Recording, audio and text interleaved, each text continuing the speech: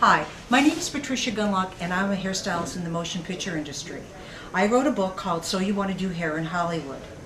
Today, on this segment, we're going to be talking to assistant directors. In this interview, here's one now. It's Danielle. Hello. Danielle Eisman. Yes, how are you? Really Good good. to see you. Nice to meet you. Today we're going to be talking about assistant directors, and why don't you just tell me about your job? Assistant directors, or ADs, more commonly known on the set. We are basically the management on the set, so we coordinate everything that happens from actors and extras to, bigger things like stunts and special effects, and we basically manage everything, people's call times, what time to be there, we make sure there's enough food. So we're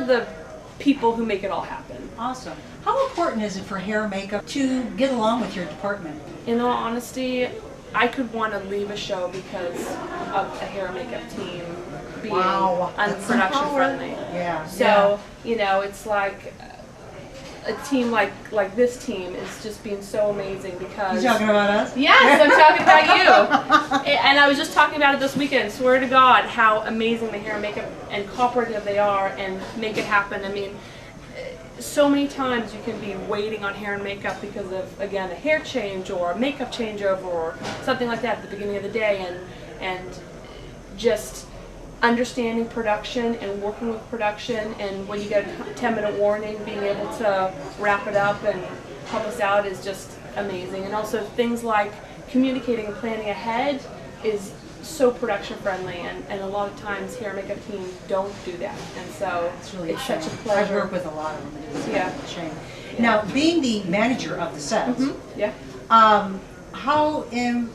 what are the powers that your department has to get rid of somebody on a job? Well, we can't necessarily fire someone, but we set the tone. We set the tone for the set. If an actor is in a bad mood and we rush them along and we aren't able to put them at ease, it can create a really bad dynamic on the set. Mm-hmm. So although we can't really directly get rid of someone, we can certainly make it unpleasant. And so, our kind of goal, and my goal, is just to make it as happy as possible to be on the set. We're here for many, many hours, and if we have a good team and good communication, we're in good shape. Awesome. Now, as a filmmaker, what is it that you would want to share with somebody wanting to do your job, my job, whatever, and helping out with the longevity on staying in the field for a long time? Well, the most important thing, I think, and the problem with this industry is it goes to a lot of people's heads, and they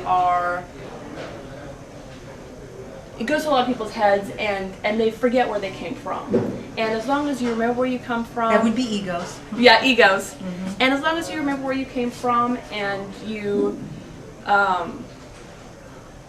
really just appreciate having a job in this economy, having a job, being able to work, I mean, it's just a blessing.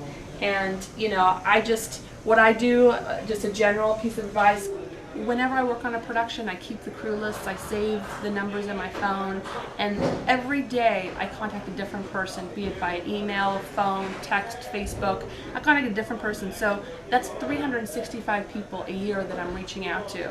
And on this job, I contacted a first AD of mine every year. Once a year I contacted him, and when they needed someone for this job, he contacted me because I was in his mind, and he actually said to me, "Thank you for staying in contact, because when I needed someone for this job, I contacted you and you're available." The follow-up is always very important. Yeah, I do that too. So once again, there it is, communication, working together as a team.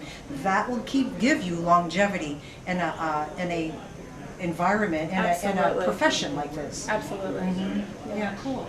Excellent. Well, thank you very much for your time. I know you have to get back. I've been hearing your little earpiece just coming Copy that. Okay. Sorry guys, I gotta run. Okay. Bye. See you.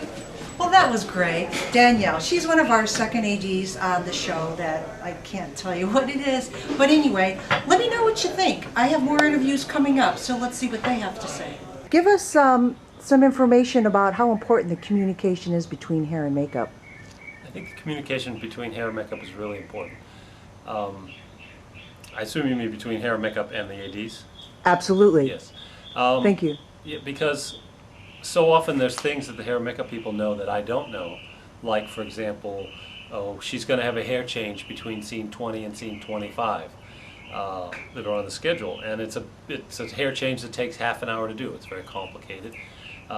So if the hair and makeup people come to me when they've seen the one-line schedule or they've seen the prelim call sheet, they can look at that and say, well, she's in this hair change for that scene, and then she goes out of it, and then she goes back to the other. And it's helpful for me to know that, and then I can change things around and reschedule, and it makes everybody's life much easier. You know, I tell my trainees, those are the Directors Guild of America producer trainees that are learning to be assistant directors when they're running first team, that they should consider makeup, hair, and wardrobe part of first team. So anytime you're telling the actors to do something, you should let the makeup, hair, and wardrobe departments also know what's going on, because they have their own little missions to get done, and sometimes some people forget about them. When you're prepping a show and there's going to be a lot of scheduling for new actors coming in, how do you like to deal with this? Well, if it's a new show, new actors to hair and makeup, then you always have to do a look-see.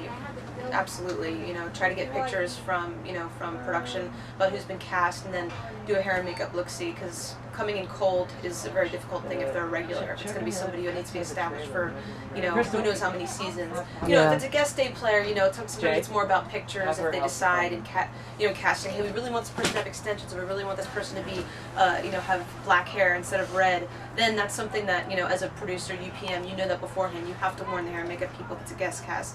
But in terms of regulars on a new series, you really have to schedule some time to have them, everyone talk about what the look is. And it's really a collaboration between the hair and makeup artists and the creative producers, coming, you know, figuring out what, you know, the character's image is going to look like. What happens when hair, makeup, or wardrobe make the production wait? You know, the cameras are ready, the set is lit, the prop food is all cooked, the special effects bombs are loaded, everybody's keyed up and ready to go, and then we sit and wait for the actors who are in the trailer. And the energy just, everybody's geared up, they've got all this positive energy, and then it just dissipates. You know, and if the actors can be ushered right onto the set when everything on the set is ready, then everything's moving forward and everybody's feeling good about it, and it happens, and it's a wonderful situation. I think communication between the departments for hair and makeup to let the ADs know every Monday when we start again, I need to give this actor a haircut just to get him back to normal.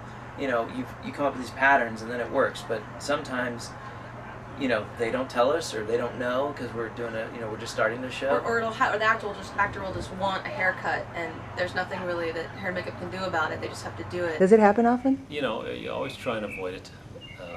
You know, and try and figure out.